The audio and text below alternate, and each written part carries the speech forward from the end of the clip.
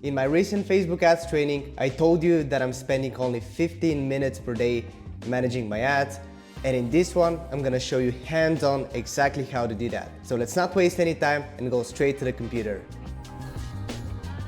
Alright, let's kick off this video with a quick numbers check. Today we hit around 18K, so we scaled down a little bit, but last 7 days we did over 130K in sales. And as I said, we do like 90% of the ad spend from Facebook. So let's now dive deep into the ad account. I have a split testing campaign ready to go here. And as I mentioned in my last video, the most important campaign that you want to 100% properly structure is your split testing campaign. It could be creatives, could be landing pages, could be offers, prices, all those different things. The structure is the same. However, this is the backbone for scaling. So pretty much, if you don't have a proper split testing setup, you cannot know what you want to scale because your data will be messed up. You will be split testing a lot of different things at the same time.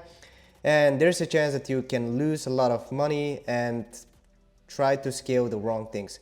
So in order to prevent that from happening, I'm presenting you the simplest way to just split test whatever you want to split test. So the best way I found to do this is the following. I just make a new campaign. I always split test with ABOs, and I name this with ABO and then whatever thing I want to split test. For example, for this little training, we'll do holiday creative testing, and as for the setup, I don't do catalogs. I know it sometimes automatically turns this on. Make sure this is turned off. No CBOs, no Advantage Plus budget. And let's go to the ad set level. As for the ad set naming, I just simply type in the name of the audience. I usually do broad, or I do a stack of my best performing interests. Let's say I do interest stack, which will be doc magazines, for example. Is your best performing stack. And then you have the size of the audience. I usually do between 50 and 100 million. There's the 50 million. And then in the last part of the ad set is pretty much your variable. It's in this case, for example, we're gonna be split testing images versus videos. So I just do images for this one. And as for the settings, of course, choose your pixel and everything. Make sure it's optimizing for purchases. I don't need to go into any of that. I start off my split testing with $50 because we're selling primarily expensive products. You can start off with 20 or 10 if you're on a low ticket side of things. That doesn't really matter, but I want to get data quickly, so I start off with 50. And as for the audiences, I target big 5 countries. If you already have a lot of data and your product can be sold in multiple countries, you can target more, or whatever is performing best for you. But for us, it's big 5 countries. In order to keep it quick, I just use United States. Advantage Plus audience, I'm not using those. Why that's the case? Because in my split testing campaign, I want to have control over the audience and pretty much guarantee that I'm targeting the right people. If you've been only using Advantage Plus audiences, it makes sense to keep this on. However, you want to stick to your best performers. So I pretty much have a stack of audiences that I like to use, and I know 100% it's gonna work because I mean, I've been doing this for 3 years for the same audience. So that's some of the benefit that you have from setting the same stuff to the same people for 3 years straight. Like, there's so much less variable stuff that's going on. And of course, I'm testing new audiences from time to time. But I know that I have like 4 or 5 audiences that are working all year long, and I'm just using those because the chances of them working out is just simply the highest. And then you have your best performing stack. I'll do some doc interest here, the grooming, languages. I just keep this open, or you can just do English all.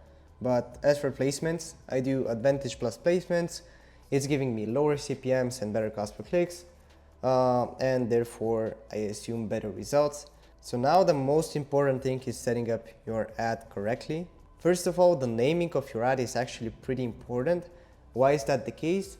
Because you want to be able to track the performance of different creators, different video editors, different elements from your ad, different concepts, different hooks, different even call to actions, different main bodies.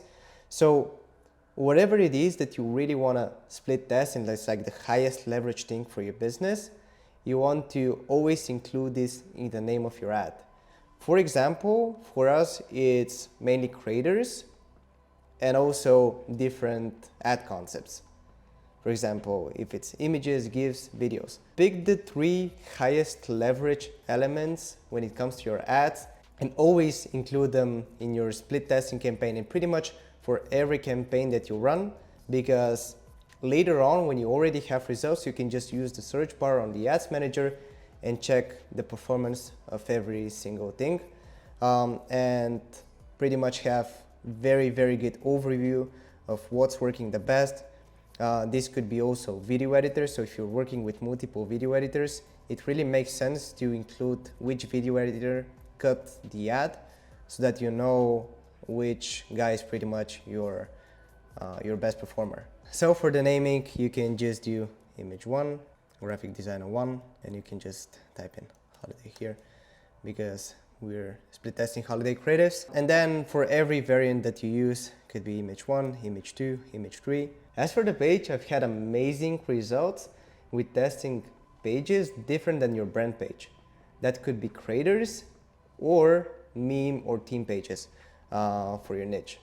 For example, we signed up a lot of creators and now we're using their Instagram and Facebook pages to promote our brand through their UGC content. That's called whitelisting. I've explained it in some of my first videos, so go check them out. But pretty much you leverage the social proof and the credibility of authority within the space. You run the ads through their accounts and it pretty much gives you higher conversion rates, more trust from customers, and pretty much helps establish your brand in a more genuine way. And another thing you can do is use theme pages. It's pretty much a meme page or just a page related to a specific topic. You create it, you fill it in with different types of images. We just use memes related to our audience because it's kind of younger demographic thing.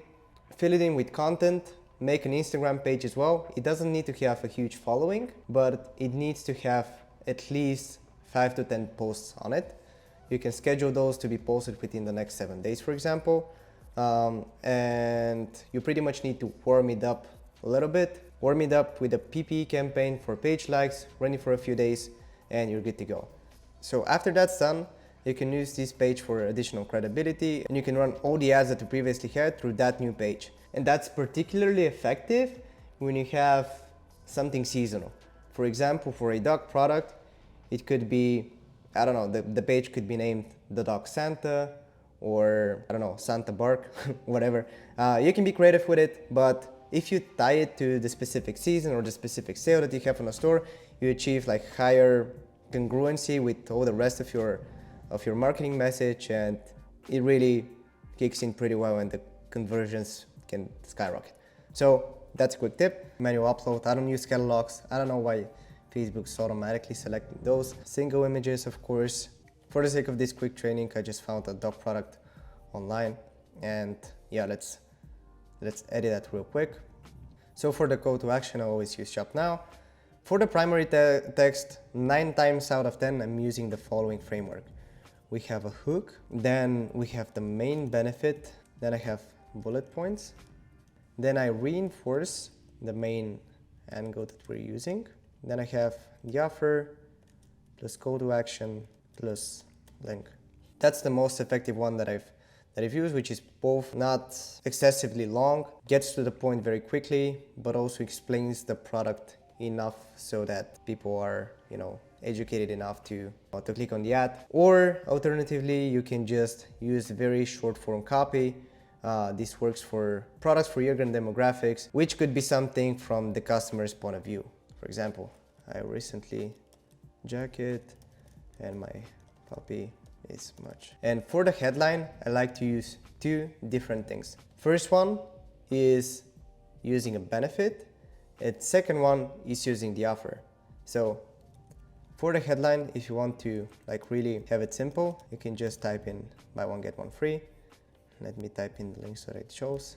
So I either use a one-liner, very short headline, which is typically my offer, and then in the description, I build up some trust. For example, free express shipping, 1-year warranty, whatever. Or I'm using a long form headline, which could look something like that. So these types of headlines can give you very good CTRs because they're, they're not salesy, but they're also, creating a lot of curiosity in the eyes of your customer. So definitely split test it. Again, it's very niche specific. I don't like when people say, this headline or this hook will work 100% for every niche. Like, it's very niche specific and very individual for every product. So you have to learn what your customers react the best to. I cannot say that this type of headline will work for, I don't know, a therapy device, right? Because it's an older demographic. So the ads, copies, and headlines that you use for them can be completely different than what you would use for, let's say, a dog product like this, or something that you're selling with UGC, or something that is, targeting people who are 18 to 25. So it's all about a learning process, and it's all about split testing. I'm just giving you my 2 cents and my best practices, but it's up to you to test all those things for yourself and build upon those learnings. So very important thing, if you're split testing landing pages, make sure to change the website URL for all the different variants that you want to split test. And then what you want to do is simply duplicate this ad set, edit all the names inside, of course. So after split testing for a few days, one thing will happen almost guaranteed. Facebook will spend at least 80% of the budget towards one single creative, and that was really pissing me off. But let me tell you, it's actually completely fine, because in most cases, Facebook is spending most of its budget to the creative that is probably gonna have the best results. For me, that's not always the case, so here's a quick solution on how to tackle this. So there's actually 2 scenarios in this situation. Facebook will either spend a ton of budget towards that one creative and it's gonna crush it. It's gonna be a very well-performing creative. And what you want to do in this situation is simply leave the ad set as it is. And if you really want to see the potential of all the remaining creatives, simply recreate the ad set. In that new ad set, don't include the creative that originally got the most spent, and leave it running alongside the rest of your ad sets. That way you can also split test how the new ad set is going to perform against the original one that had the unequal spend distribution. So it's a very easy way to just split test it. It's just a minor split test within your whole split testing campaign. However, if the ad is not performing at all, what I like to do is simply turn off the ad, let Facebook re-optimize, and pretty much adapt to the new batch of creatives that are left. And it's best to do that towards the end of the day, so that Facebook will reset the budget and you pretty much will have fresh new data for the creatives that got little to none spent before. So after that issue is countered, you pretty much wait for a few days, and your goal is to identify winning ad and audience combinations that you can then put in your scaling campaigns and really ramp up the budgets really hard and scale to multiple 5-figure days. So I already covered that in some of my other videos. Make sure to go check them out. I promise to keep this one short. So I hope you enjoyed this format. If you did so, please like, subscribe, comment, all that good stuff. I want to see you win, guys, and keep crushing it. Bye.